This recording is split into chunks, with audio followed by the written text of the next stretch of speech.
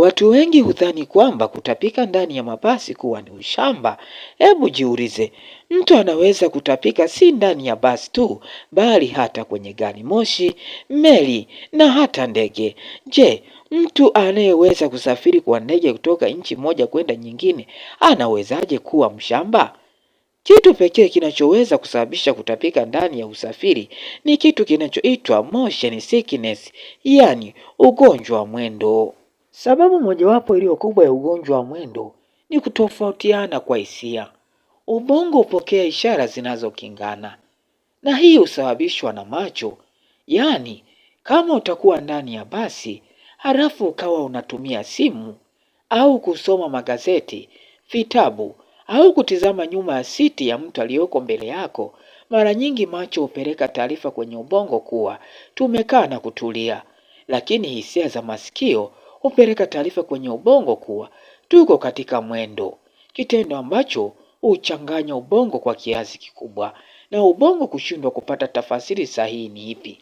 Na mara baada ya ubongo kushindwa kupata taarifa sahihi, mara nyingi huhisi kuwa huenda macho yakawa yamechanganyikiwa. Na kwa kuwa ubongo utachukulia kuwa macho yatakuwa yamechanganyikiwa, huchukulia jambo hili kuwa linaweza kuwa ni sababu ya mtu aliyekunywa sumu. Hivyo ubongo huchukulia jambo hili kuwa ni jambo la hatari zaidi, na hivyo mara moja kuwasiliana na kituo cha kutapika kinachoitwa vomiting center, yani VC.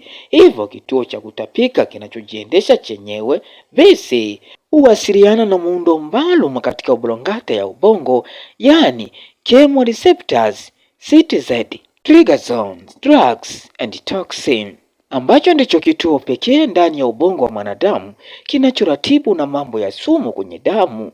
Na baada ya kujiridhisha kwa majibu yake, basi kituo cha kutapika cha vomiting center VC huanza harakati za kuchochea, yani kichefuchefu, kizunguzungu, kichwa kuuma na hatimaye mtu kutapika.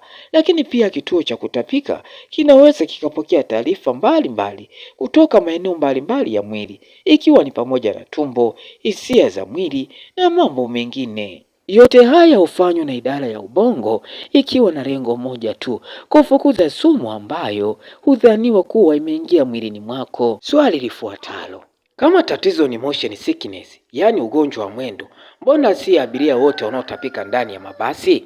Fuatilia jibu lake katika video ijayo. Asante na kwaheri.